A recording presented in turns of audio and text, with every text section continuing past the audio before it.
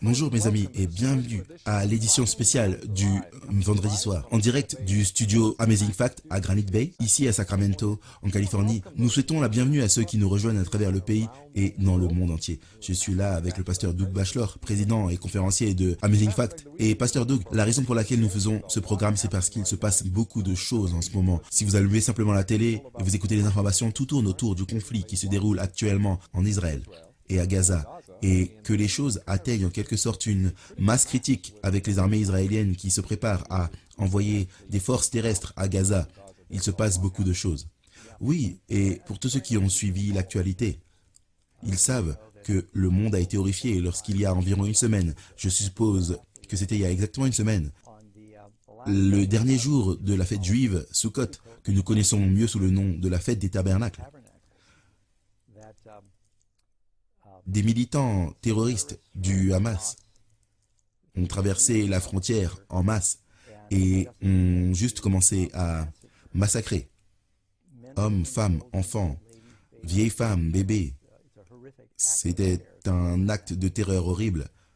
Ce n'est pas un acte de guerre et ils ont pris des otages et le dernier des comptes est d'environ 1300 qui ont été tués et environ 150. Ils ne sont même pas sûrs de combien ont été pris en otage. Il y a toute l'autopsie de la situation qui n'est pas encore complète. Et en représailles, Israël maintenant bombarde Gaza et se prépare. Et je suppose qu'ils ont déjà des forces terrestres qui sont entrées. Des chars ne sont pas encore entrés.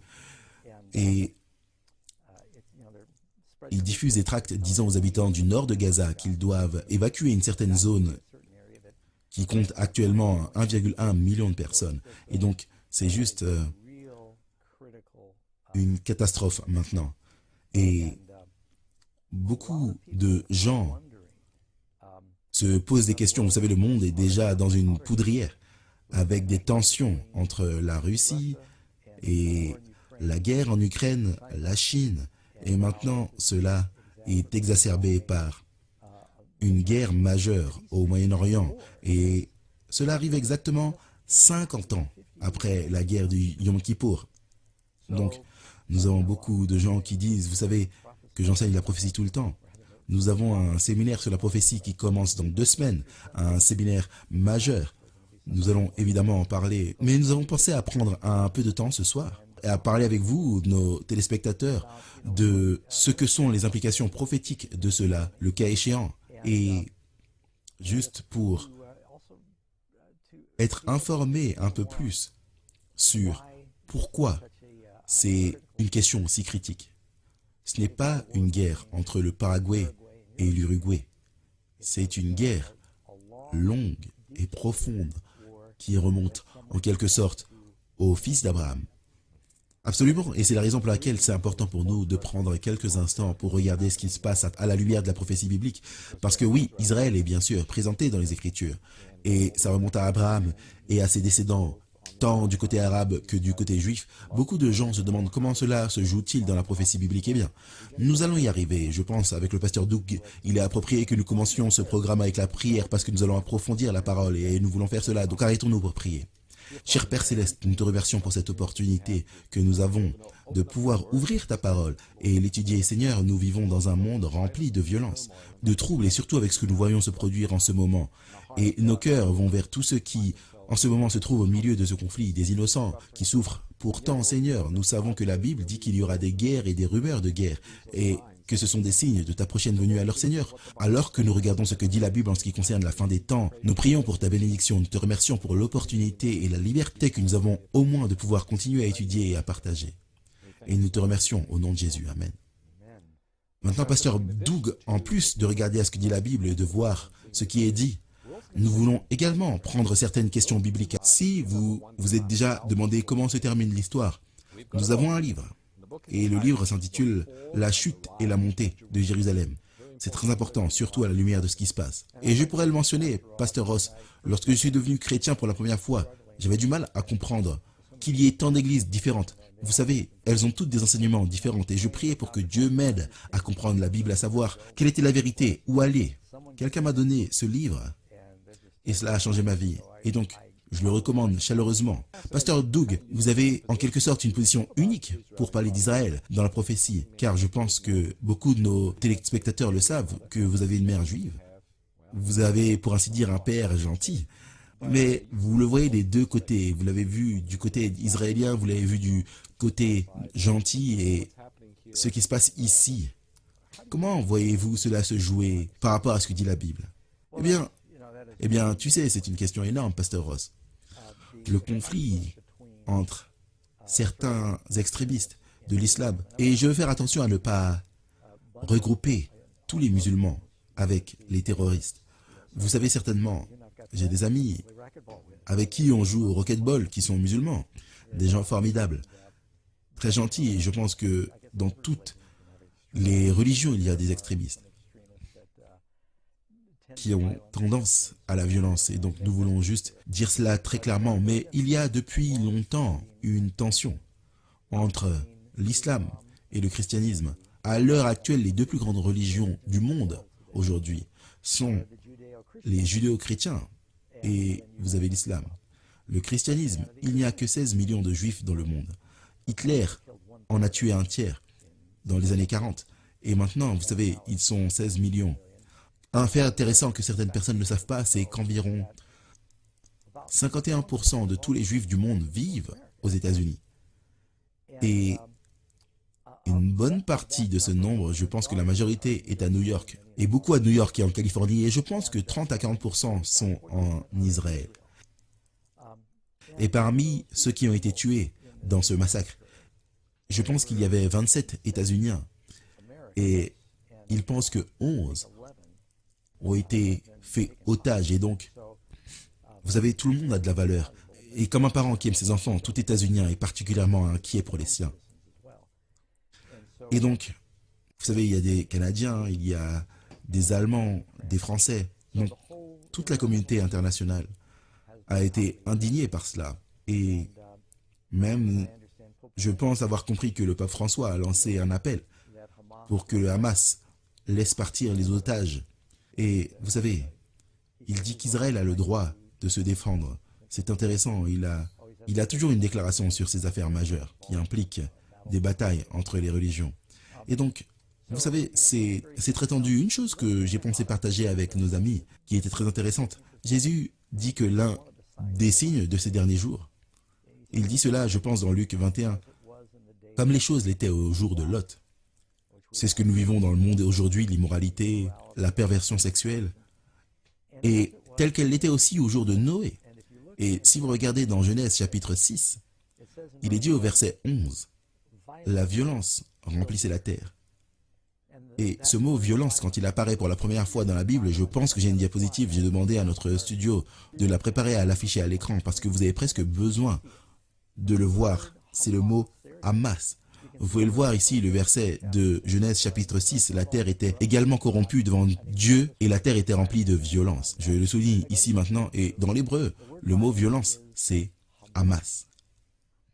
Ce qui me semble intéressant, mais si vous demandez à un musulman ce que Hamas signifie, eh bien il vous répondra, ça signifie courageux, vaillant. Parce que il y a une racine similaire, mais si vous revenez à l'ancienne utilisation du mot, c'est le mot pour violence. Et certainement, le terrorisme, c'est cela. C'est intéressant. L'autre chose à regarder, si les gens ont leur Bible, ils pourraient aller... Si tu penses à quelque chose, n'hésite pas, Pasteur Ross, parce que sans quoi, tu sais, je peux continuer sans arrêt. Si vous regardez Jésus dans Matthieu 24, quand il parle de la prophétie en relation avec Israël, rappelez-vous, les disciples montrent à Jésus tous les beaux bâtiments du temple. Toi et moi avons été en Israël, nous avons vu ces pierres massives sous le temple, là-bas. Au mur des lamentations, il y a une fondation et un mur porteur, mais d'énormes pierres. Il montrait cela à Jésus et il lui disait, « N'es-tu pas impressionné ?» Et il leur répondit, « Il ne restera pas pierre sur pierre qui ne soit renversée. » Ils étaient frappés par cela et ils ont eu un moment seul avec lui. Et il leur donne ce discours. Ça s'appelle, vous savez, le discours sur le mont des Oliviers, sur la destruction du monde, la destruction de Jérusalem, le temps de trouble à travers l'histoire, la fin du monde, la seconde venue. Et il dit au verset 6, « Vous entendrez parler de guerre et de bruit de guerre. Gardez-vous d'être troublés, car il faut que ces choses arrivent. Mais ce ne sera pas encore la fin. Donc, peut-il y avoir une prophétie liée à ce qui se passe maintenant? Oui. Est-ce que c'est parce qu'il y a une guerre? Non. Parce que ce n'est certainement pas la première guerre de l'histoire, ce n'est pas la première guerre qui implique les Juifs, ce n'est pas la première guerre qui implique Israël en tant que nation. Donc je ne dirais pas que c'est parce qu'il y a une guerre que c'est la fin. Une partie de la raison pour laquelle je pense que nous aborderons également ces choses, c'est parce que juste dans les dernières semaines, il y a eu une tempête de pasteurs qui ont publié sur YouTube. Armageddon est là. Les derniers jours sont à notre porte. Préparez-vous pour l'enlèvement. Et vous savez, toutes sortes de choses. Et cela pourrait être le début des douleurs de l'accouchement. Et je ne le nie pas, mais ne dites pas cela parce qu'il y a une guerre. Parce que cela arrive. Je veux dire, Israël a eu la guerre de 6 jours et d'autres guerres. Donc qu'est-ce que cela a à voir avec la prophétie? S'il y a un lien, eh bien d'une part, nous savons que dans les derniers jours, il y aura une pression mondiale de garder certaines lois religieuses qui obligeront les gens à enfreindre la loi de Dieu, la puissance de la bête. Qu'est-ce qui amènera la population à s'incliner devant ces lois?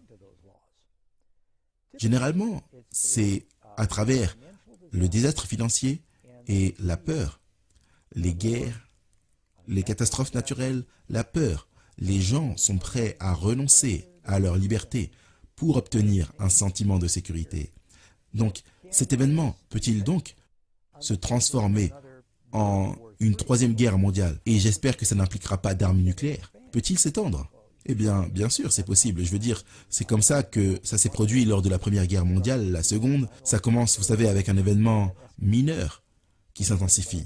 Et tout le monde commence à prendre parti et à développer des coalitions.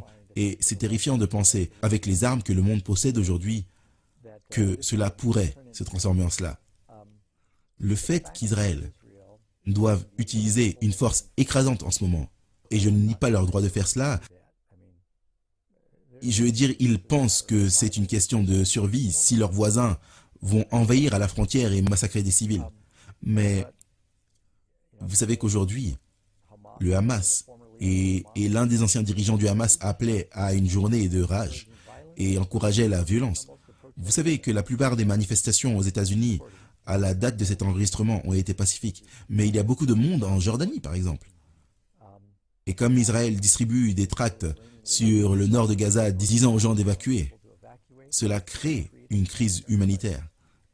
Et les sympathies peuvent changer et vous verrez peut-être d'autres nations islamiques s'aligner sur Gaza. Donc, cela a le potentiel, c'est extrêmement volatile. C'est ce que je dis. Et cela peut déclencher, cela peut se transformer en un effet domino où ça commence à se répandre à d'autres nations. Donc bien sûr, la question à considérer, c'est que ça c'est l'arrière-plan, pasteur. On regarde les prophéties bibliques. Israël n'est qu'un petit pays, pas très grand, et pourtant il semble avoir une telle emprise sur une grande partie du monde. Et pourtant, les choses qui se passent en Israël semblent attirer l'attention de tous les médias. Qu'est-ce qui est particulièrement important concernant Israël? Oui, eh bien, géographiquement, parlons de cela pendant une minute. Je pense que nous avons même une image que nous pouvons mettre ici. Si vous regardez le monde, Israël est un tout petit pays. C'est plus petit que le New Jersey. Et en fait, là-bas, vous avez une image sur l'écran. Vous avez Gaza. Vous pouvez voir la ligne pour la section ouest de Gaza, la bande de Gaza. Et vous pouvez voir qu'Israël est sur la droite. Vous pouvez le visualiser à partir du satellite. Je viens de capturer cela à partir de mon ordinateur sur Google Earth. Et vous pouvez voir que vous avez un côté qui est plus spacieux avec des terres agricoles. Mais la congestion des gens qui vivent à Gaza est extrêmement comprimée. La zone qui est Gaza, qui est appelée Palestine, eh bien ce mot vient du mot que nous avons dans la Bible, Philistin, le pays des Philistins, qui était autour, vous savez, Ashkelon et Gath, et là-bas, les 5 villes philistines. Et vous avez plus tard ça a été occupé par les Arabes. Maintenant, ces gens qui sont les Palestiniens, vous savez, historiquement, ils sont musulmans, ils parlent arabe, c'est une culture arabe. Vous pourriez probablement déposer la plupart d'entre eux dans n'importe quel pays arabe, ils seraient chez eux. Ce n'est pas une culture unique, mais ils sont appelés Palestiniens parce qu'ils vivent dans la région où les Philistins vivaient. Mais dans tout le pays d'Israël, quand les gens appellent cela Palestine, ce n'est pas exact parce que cela revient à appeler toute la terre des Philistins, ce qu'elle n'a jamais été. Donc, historiquement, Dieu a Israël, c'est un pont terrestre entre 3 continents. Maintenant, ce n'est pas aussi important aujourd'hui avec les avions, mais à l'époque de la Bible, lorsque les armées marchaient au sol, toutes les armées qui traversaient l'Europe, l'Asie, l'Afrique, passaient par cette vallée du Jourdain. C'était très important pour les taxes parce que c'est incroyable. C'est comme ça que Salomon avait une richesse incroyable. Les revenus fiscaux des caravanes qui passaient par là, c'est pourquoi aussi Zachée était si riche. Il était collecteur d'impôts à Jéricho. Donc, c'est une propriété stratégiquement très importante. À une époque, c'était une terre où coulait le lait et le miel. Mais au cours des siècles de guerre, vous savez, le climat a changé et certains appellent cela la désertification.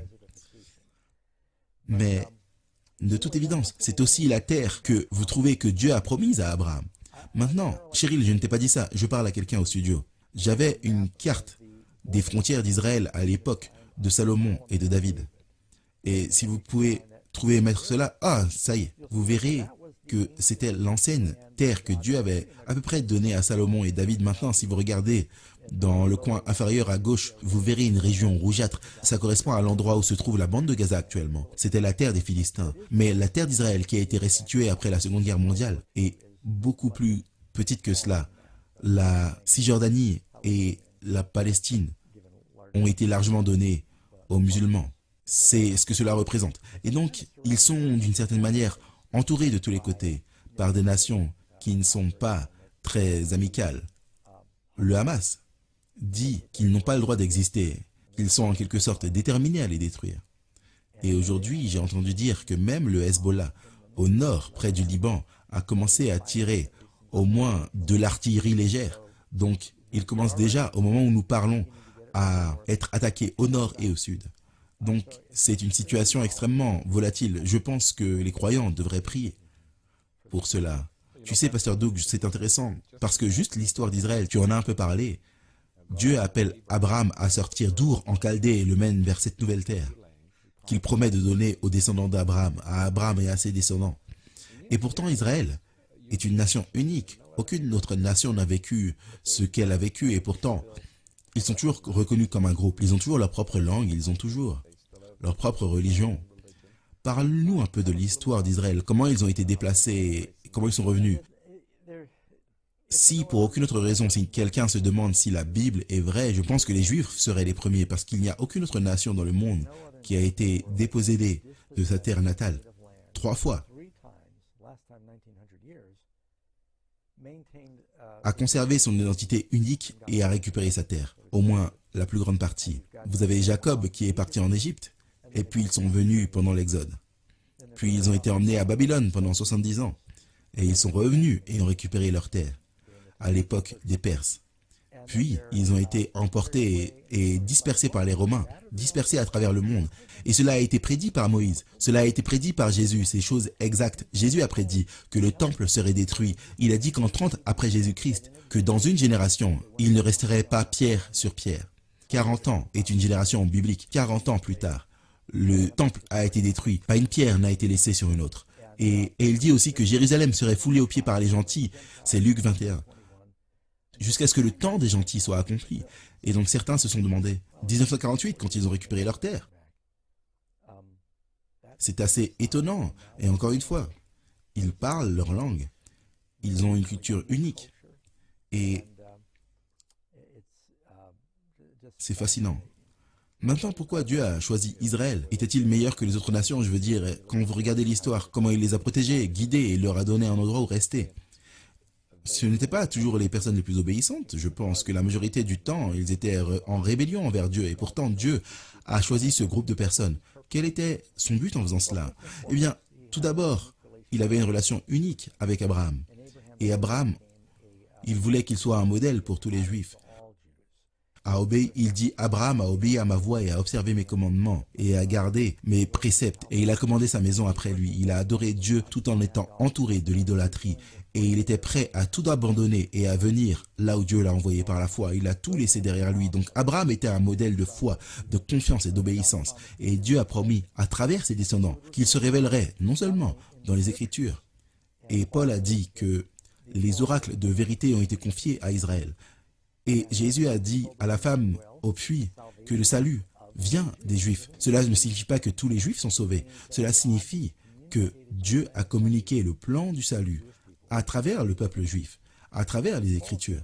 Et même Paul dit que les Juifs d'abord, puis les gentils. Et Jésus, quand il a envoyé les disciples, il dit « Allez d'abord vers les brebis perdues d'Israël. » Puis, tu sais cela, tu as fait des séminaires dessus. Il commence à Jérusalem, en Judée, en Samarie et jusqu'aux extrémités de la terre. Et donc, Dieu avait une œuvre spéciale pour les Juifs, mais ce n'était pas parce que Dieu a un préjugé, parce que le Seigneur est assez clair. Même Pierre, vous savez, il pensait « Ah, je ne peux pas aller chez Corneille, c'est un gentil. » Et il a eu cette vision sur le toit et il dit que Dieu m'a montré qu'il ne fait pas exception de personne, mais que tous ceux qui lui obéissent et qui l'écoutent, il est prêt à se révéler à eux. Donc, Dieu a fait d'un seul sang toutes les nations. Et si maintenant, je veux que les gens écoutent attentivement ce que je m'apprête à partager. Je regarde l'horloge, car nous avons une annonce importante à faire à mi-temps. Mais beaucoup de nos amis évangéliques croient que parce que certains versets dans la Bible, juste quelques versets, je pense, qu'ils les comprennent mal, que ce qui doit arriver, c'est que le temple doit être reconstruit sur le mont Saint, là où la mosquée d'Omar est le dôme du rocher. Et des rumeurs circulent.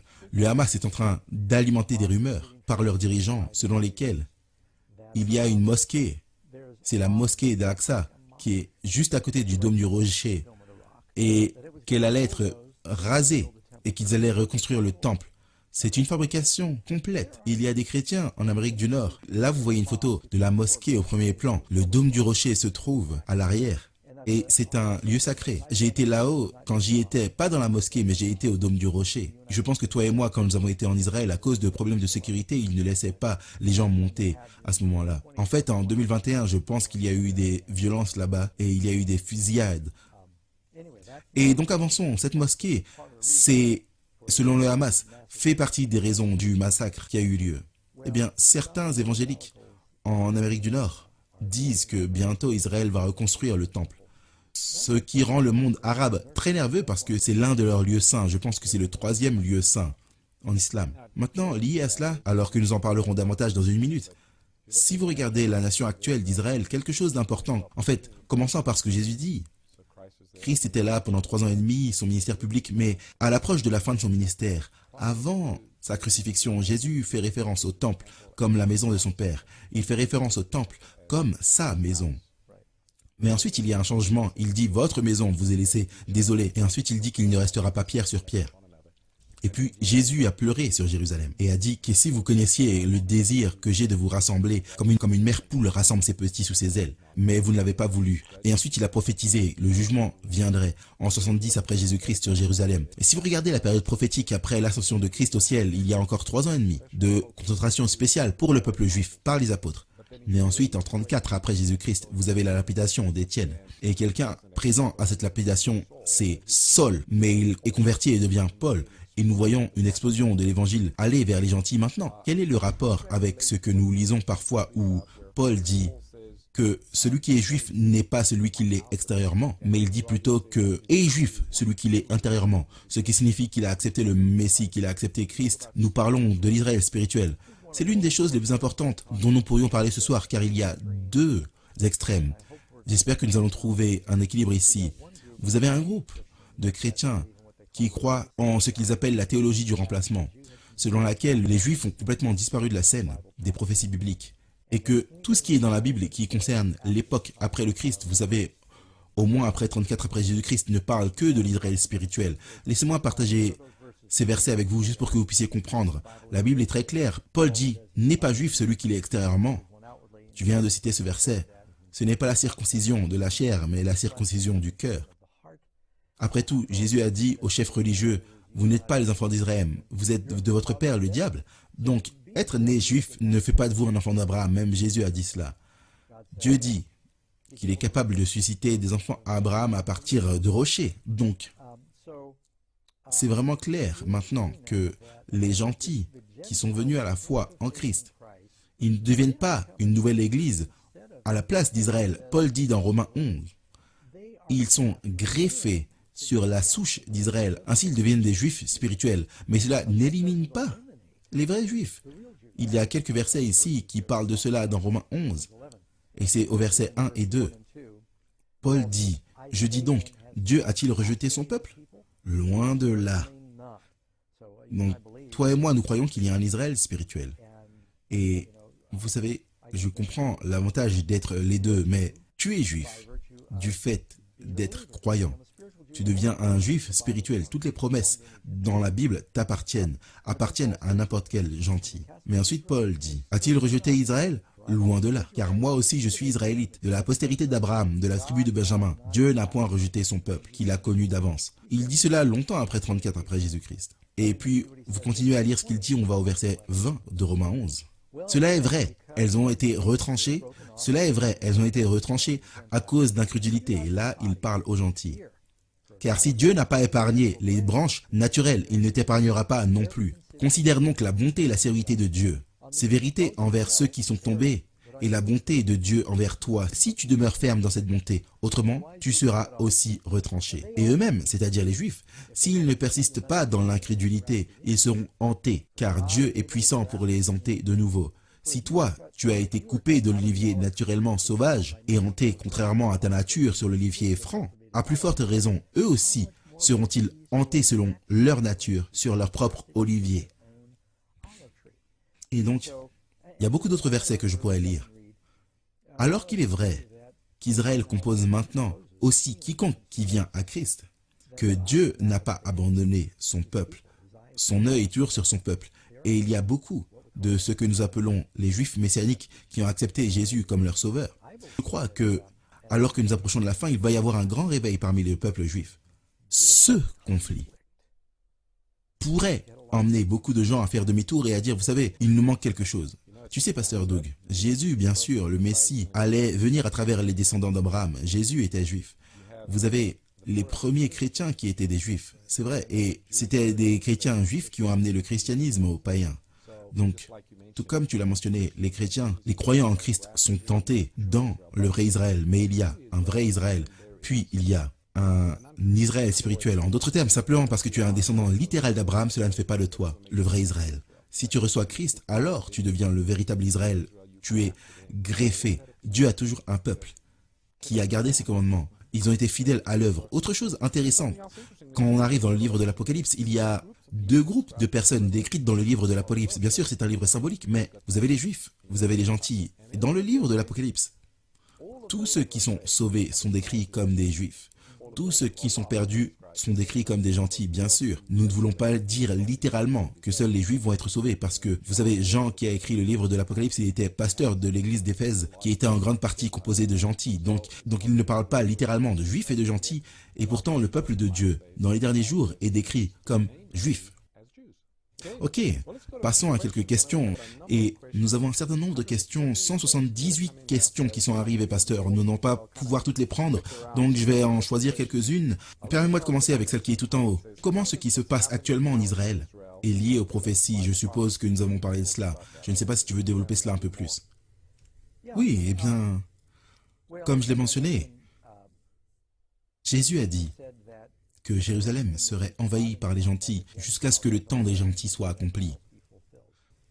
Et nous voyons que ils ont récupéré leur terre et maintenant c'est devenu une situation très volatile. C'est passé par les Nations Unies, après la Seconde Guerre mondiale. C'était un miracle comment tout cela s'est produit. Et puis c'est sous une menace constante en ce moment. Je pense qu'ils vont l'emporter là-dedans, mais les hostilités de certaines des nations environnantes, l'Iran, ils étaient inquiets par rapport à leur implication. Cela pourrait accélérer et déclencher d'autres choses dans le monde. Mais je suis presque aussi préoccupé par certains des malentendus concernant la prophétie. Laisse-moi lire quelque chose très rapidement ici, Pasteur Ross. Dans le livre de 2 Thessaloniciens, parce qu'une grande partie de ce qui s'est passé la semaine dernière est née d'incompréhension des intentions des Juifs de reconstruire le temple. Certains des chrétiens comprennent mal ce verset, et c'est pourquoi ils perpétuent cela, en quelque sorte. Paul parle de la seconde venue, il dit dans 2 Thessaloniciens, chapitre 2, verset 3, que personne ne vous séduise d'aucune manière, car il faut que ce jour, la venue du Seigneur, avant qu'il n'y ait l'apostasie, il parle de l'apostasie dans l'Église, et qu'on ait vu paraître l'homme de péché, le fils de la perdition, l'adversaire qui s'élève au-dessus de tout ce qu'on appelle Dieu ou de ce qu'on adore, jusqu'à s'asseoir dans le temple de Dieu et se proclamant lui-même Dieu. Donc les gens disaient bien, cette puissance de la bête s'assoit dans le temple. Le temple a été détruit par les Romains, donc on a besoin de reconstruire le temple. Vous pouvez voir pourquoi les gens raisonnent de cette façon, à moins qu'il ne s'agisse pas de ce temple. Vous vous souvenez, Jésus a dit, détruisez ce temple fait de mains et je le reconstruirai sans main. Donc non seulement nous avons un Israël spirituel en ce moment, la Bible dit que nous sommes des pierres vivantes. Nous sommes un sacerdoce royal. Paul, Pierre nous disent que les croyants font partie du temple de Dieu. Ne savez-vous pas que vous êtes le temple de Dieu? Et donc, le pouvoir de la bête assis dans le temple de Dieu ne parle pas de l'antéchrist, d'un homme d'affaires ou d'un mi-démon, mi-humain assis dans un temple juif reconstruit. C'est ce que beaucoup de gens pensent. Il s'agit de quelque chose qui se passe maintenant. Toi et moi étions au Vatican il y a quelques semaines. Ça ne fait pas si longtemps. Et nous avons regardé et nous avons vu un trône avec des anges à droite et à gauche, dans l'une des plus grandes, si ce n'est la plus grande, la plus glorieuse église du monde. Oui, c'est la cathédrale Saint-Paul, et c'est un trône sur lequel seuls les papes sont autorisés à s'asseoir. Mais l'idée, c'est que il est flanqué de 2 chérubins. La Bible, celui qui avait un chérubin à gauche et à droite, c'était Dieu. Donc, pour qu'un homme s'assoie dans la position où il revendique les prérogatives de Dieu et dit « Je suis le représentant de Christ sur terre », eh bien, la Bible appelle cela un blasphème. Et donc, la plupart des réformateurs ont compris cela. Mais maintenant, l'interprétation moderne de ces versets, c'est que cela signifie qu'un temple littéral va être reconstruit. Mais étant juif, je le promets, je ne connais aucun juif qui a hâte de démarrer le système sacrificiel. Il y en a peut-être, mais je n'en connais aucun. Et donc, cette idée qu'il y a ce mouvement clandestin pour reconstruire le temple en Israël, dès qu'ils prennent un bulldozer là-haut pour commencer à tout raser, le dôme du rocher, vous allez avoir la Troisième Guerre mondiale. Les Juifs ne veulent pas cela. Et le danger, c'est que vous avez beaucoup de chrétiens basés sur cette incompréhension de ce verset même, qui disent que Jésus ne peut venir jusqu'à ce que le temple soit reconstruit, parce que cela doit précéder le jour du Seigneur. Et maintenant, la Bible est claire, elle dit qu'il y a une apostasie dans l'Église. Donc le contexte, là, c'est l'Église. Il ne s'agit pas de l'effondrement d'une ville, ou il ne s'agit pas de l'effondrement d'une nation, ou il est parlé d'une apostasie dans l'Église. Donc cette puissance de l'Antéchrist s'élève au sein de l'Église chrétienne. Donc il est assez clair que les gens comprennent cela, parce que je pense que le diable dirige l'attention des gens vers ce qui se passe là-bas sur le dôme du rocher, au Moyen-Orient. Et beaucoup de gens reportent des décisions qu'ils doivent prendre maintenant pour se préparer à la venue de Christ en disant, eh bien, je vais attendre que le temple soit reconstruit. Ou bien, oh ben si je ne passe pas le premier enlèvement, alors je vais avoir 7 ans de tribulation. Mais au moins j'ai une deuxième chance à la fin. Et cela pousse beaucoup de gens à être trompés. Alors l'autre chose qui est souvent mal comprise, c'est une prophétie dans Ézéchiel. C'est une prophétie fascinante dans Ézéchiel 38 et 39 qui parle de Gog, Magog, d'éruption. Et elle parle en fait de la guerre que vous trouvez dans l'Apocalypse 20, quand il est dit que Gog et Magog vont attaquer la ville de Dieu dans la Nouvelle Jérusalem et le feu descend du ciel. C'est une prophétie à ce sujet qui est très claire, et si on avait le temps, je vous aurais montré tous les parallèles entre Ézéchiel 38, 39 et Apocalypse 20. C'est incroyable. Eh bien, beaucoup de mes amis dans d'autres églises disent que la Russie va être impliquée dans l'invasion d'Israël. Certains disent que Poutine est le roi du Nord, j'ai vu cela en regardant sur Internet, et qu'il va envahir Israël. Je ne sais pas si la Russie sera impliquée, je ne pense pas qu'ils veulent faire cela. Parce qu'il est dit le roi de Roche, donc pour eux c'est la Russie. Et quand on parle de Magog, On parle de Méchec, pour eux c'est Moscou. Regardez ces mots dans Genèse 10, et ce n'est pas qui étaient ces gens.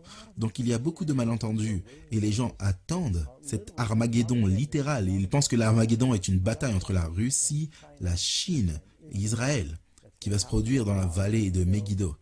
Et cela nous dit dans Apocalypse 12, la bataille d'Armageddon se déroule entre la bête, le dragon, et ceux qui gardent les commandements de Dieu. Le dragon va faire la guerre à la femme, c'est la bataille.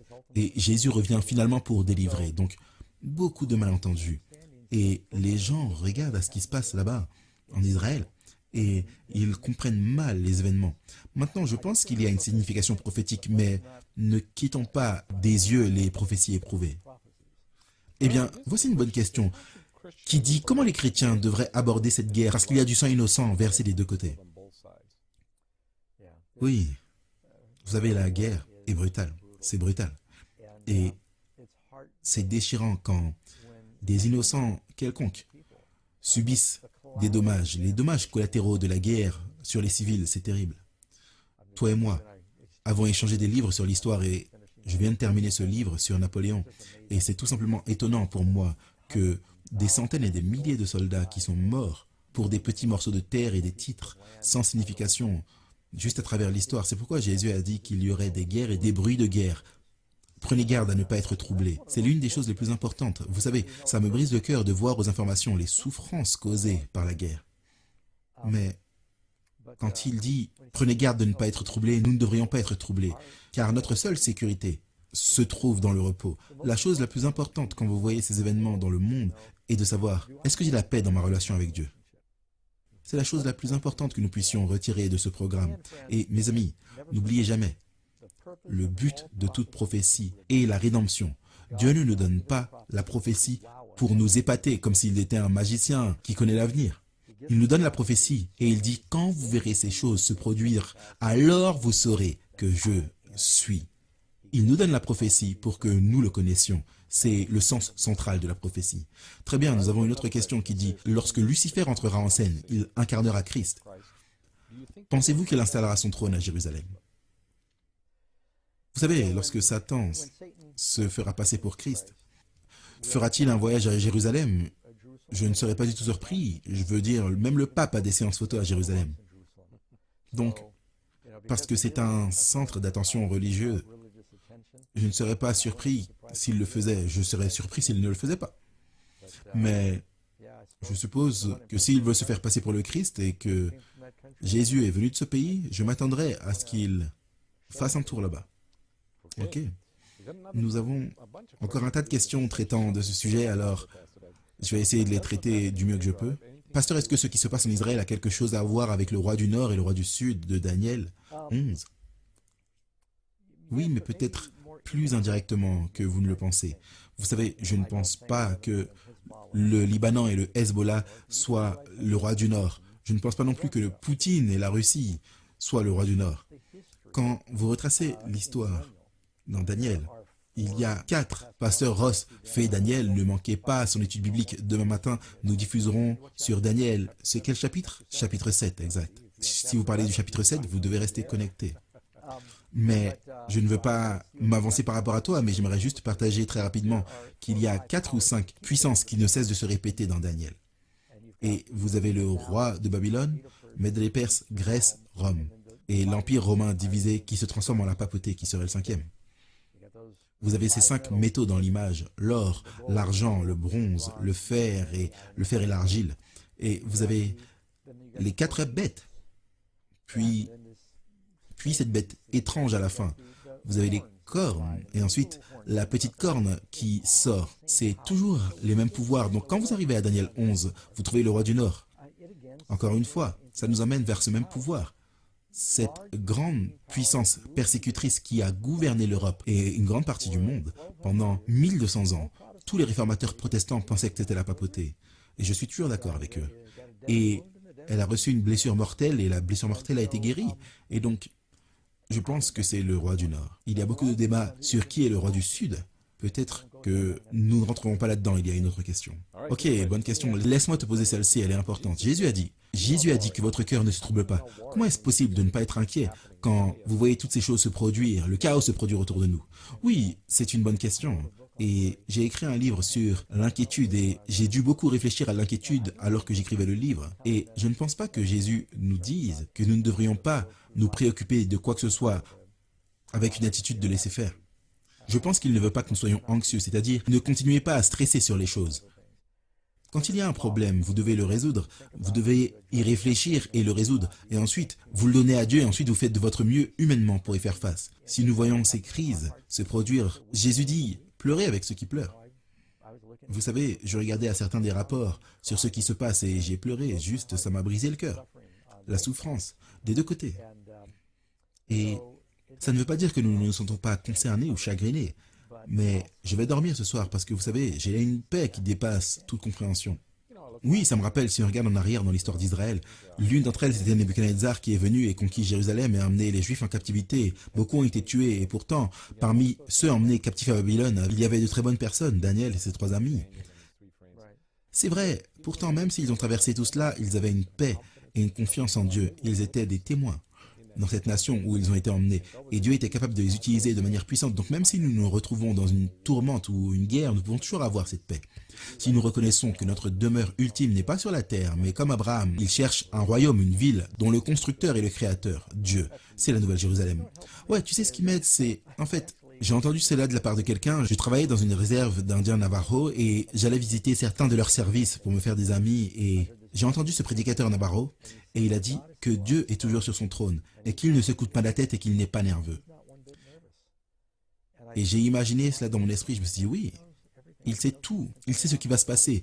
Dieu n'est pas plus nerveux aujourd'hui qu'il ne l'était la semaine dernière. C'est pourquoi Jésus a dit qu'il y aura des guerres, ne paniquez pas. La fin ne sera pas encore là. Donc, cette transition vers les prophéties finales. Donc, est-ce que cela, ça peut être une transition vers la prophétie finale? Oui, mais ma question serait, pourquoi posez-vous cette question? Ma question serait, voulez-vous savoir quand les prophéties finales vont se produire afin que vous puissiez vous dépêcher et vous préparer avant votre prochaine déclaration d'impôt? Nous devrions nous préparer maintenant. Nous ne connaissons pas le jour de notre fin. Donc, il ne s'agit pas d'attendre la dernière minute pour nous préparer, car vous voyez, les prophéties vont être accomplies. Et Dieu veut que nous nous préparions maintenant. Ok, une autre question, il est dit, quel livre de la Bible parle de cette prophétie? Eh bien, il y a un certain nombre de prophéties qui parlent de l'histoire d'Israël. En fait, laissez-moi juste dire ceci. Pratiquement toutes les prophéties bibliques parlent d'Israël. Alors, où est-ce que vous voulez que je commence? Pratiquement toutes les prophéties bibliques sont liées à Israël ou à l'Israël spirituel. Seriez-vous d'accord avec cela? Donc, mes amis, lorsque vous dites laquelle de ces prophéties, bien sûr, une grande partie des prophéties passées, mais vous avez la prophétie de Moïse dans Deutéronome 28, où il a dit, vous savez, si le peuple de Dieu se détournait, il serait conquis, dispersé. C'est ce qui s'est produit. Mais il dit, si ils se tournent vers moi, je les ramènerai dans leur pays. Ça, c'est s'est produit. Maintenant, cela pourrait être une crise encore. Dieu essaye de tourner le peuple juif vers lui. Je ne sais pas combien je devrais partager, mais vous savez, beaucoup de jeunes qui ont été tués étaient à ce festival de musique qui avait lieu dans le sud et c'était en quelque sorte leur façon de célébrer la fête des tabernacles. Je peux vous promettre que c'est un peu différent de la façon dont Moïse s'attendait à ce qu'elle soit célébrée. Cela pourrait être une autre façon de rappeler son peuple à une relation avec lui et espérons-le de découvrir le Messie. Ça, c'est clé, c'est vrai. Je veux dire, ces Juifs qui ont découvert le Messie et qui l'ont accepté, ils voient l'ensemble du tableau. Il y a un but à tout cela. Ceux qui rejettent le Messie, ils n'ont pas beaucoup d'espoir, ils dépendent beaucoup de leur propre force, leur propre capacité, parce qu'il leur manque la chose la plus importante, à laquelle ils aspirent encore. En ce moment, ils cherchent le Messie, mais il est déjà venu. Oui, tu sais, quand on recherche un petit peu, on avait le 11 septembre dans notre pays. Quand on se détourne en tant que nation, qu'est-ce que Dieu dit? Si mon peuple, sur qui est invoqué mon nom, s'humilie, prie et me cherche et se détourne de ses mauvaises voies, je l'exaucerai des cieux. J'effacerai son péché et son pays je guérirai. Je n'ai peut-être pas cité cela parfaitement, mais vous avez compris le point principal. Donc, Je dirais que quand il y a une crise comme celle-ci, Dieu appelle son peuple à se repentir et à se tourner vers lui. Eh bien, une autre question, ça c'est une excellente question. Les États-Unis ont montré leur soutien à Israël en envoyant même un de nos porte-avions dans cette partie du Moyen-Orient et un autre également est en route. Comment les États-Unis sont liés à la prophétie et quel est le lien entre les États-Unis et ce qui se passe au Moyen-Orient? J'ai entendu un prédicateur dire à la radio dans la voiture aujourd'hui que si vous entendez jamais quelqu'un dire que les États-Unis sont dans la prophétie biblique, ne leur prêtez aucune attention. Je voulais répondre, quiconque écoute ce prédicateur, ne prêtez aucune attention. Parce que les États-Unis sont clairement dans la prophétie biblique. Je veux dire, tout ce que vous avez à faire, c'est de regarder en ce moment, dans les derniers jours, les États-Unis et les Nations Unies sont là. Ils sont considérés comme la plus grande puissance mondiale. Ils ont le plus gros budget militaire. L'économie mondiale est basée sur le dollar. Dire que cela n'a aucun rôle dans la prophétie des derniers jours, je pense que c'est imprudent. Et nous pouvons vous le dire spécifiquement. Vous avez simplement dans Apocalypse 13. Et il est dit que la deuxième bête sort de la terre, deux cornes comme un agneau, et elle parle comme un dragon. Et dit au monde d'adorer la première bête qui a eu la blessure mortelle et qui a survécu. Cette bête, c'est les États-Unis. Et donc, ils sont très clairement dans la prophétie. Si tu regardes à ce que dit le passage dans Apocalypse 13, il dit que cette deuxième bête, les États-Unis deviendront une superpuissance. Ils auraient une force militaire, une force économique, et ils soutiendraient le programme de la première bête. Et ils interdiront l'achat et la vente à ceux qui ne soutiennent pas certaines lois. Donc, le véritable objectif, selon la prophétie biblique, c'est que la première et la deuxième bête d'Apocalypse 13, la puissance papale, les États-Unis, mais il y a un grand détournement d'attention vers une puissance de l'Antéchrist que les gens pensent soudainement surgir au Moyen-Orient. Et même lorsque les États-Unis ont été formés, il est dit que cette bête surgirait juste au même moment où l'autre bête recevrait une blessure mortelle, c'est-à-dire 1798. Je viens de lire ceci dans l'histoire de Napoléon, quand Berthier a pris le pape captif, et c'est en 1798, 10 ans environ après la signature de la Constitution, que les puissances mondiales ont commencé à reconnaître que les États-Unis sont complètement indépendants de l'Angleterre et qu'ils étaient considérés comme une puissance mondiale. Cela correspond parfaitement aux prophéties. Donc oui, les États-Unis sont dans la prophétie. Et nous avons un magazine.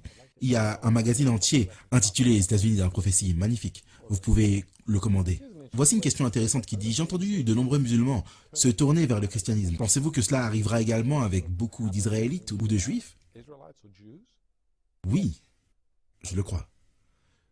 Je le crois à partir de la Bible, je le crois à partir de la prophétie. Et même alors qu'on lisait, on n'a pas tout lu Romains 11. Mais Paul laisse entendre qu'il va y avoir un réveil et que son peuple va se tourner vers Christ. Il dit que la conversion étant remplie par l'esprit des gentils va créer une jalousie parmi Israël et que Dieu les rend jaloux. Donc ils voudront ce qu'ils ont. Et je pense que quand il y a un réveil parmi les chrétiens, nous recevrons le baptême de l'esprit. Les Juifs vont dire, vous savez quoi, c'est ce qui est censé être pour nous.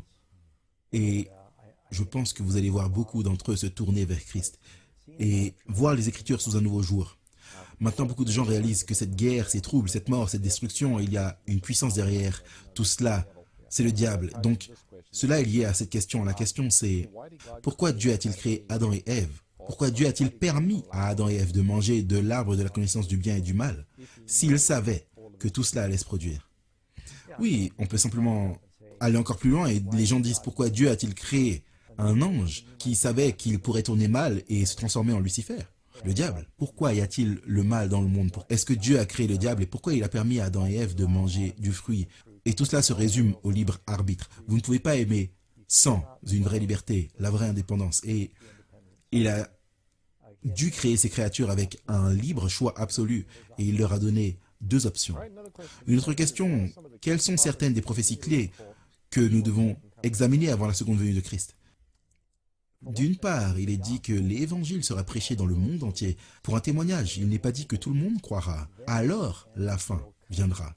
Donc, ça c'est une chose. Daniel chapitre 12 nous dit que Michael va se lever et il y aura une grande période de détresse. Nous demandons, cette guerre en Israël va s'étendre jusqu'à cette grande période de détresse. Souvenez-vous que Christ a dit à moins que ces jours ne soient abrégés, aucune chair ne serait sauvée. Donc il y aura des crises dans les derniers jours. Il est parlé de temps de détresse tel qu'il n'y en a jamais eu auparavant. Maintenant, la pire partie de tout ça, ce serait les dernières 7 plaies. À ce moment-là, l'approbation est terminée. Donc vous ne voulez pas attendre jusque-là. Mais je ne vais pas vous donner tous les signes parce que vous ne voudrez pas vous connecter au séminaire de la prophétie. Donc j'ai toute une liste de signes de la seconde venue. Vous n'aurez qu'à vous connecter. Voici une autre question. La Bible, est-ce que la Bible dit comment cette guerre se terminera? Cette guerre qui a lieu maintenant.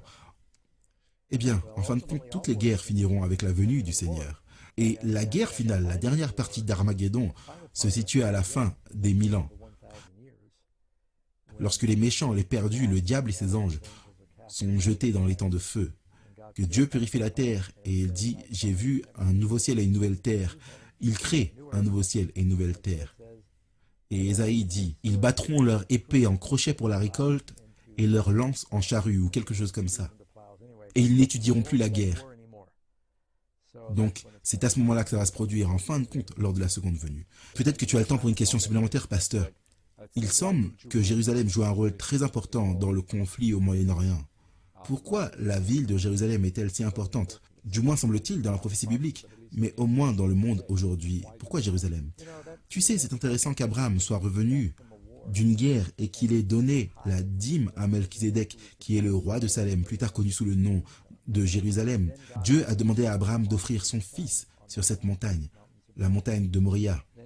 Dieu a offert son fils sur cette montagne. Et Jésus a dit, la nouvelle Jérusalem descendrait sur le mont des Oliviers.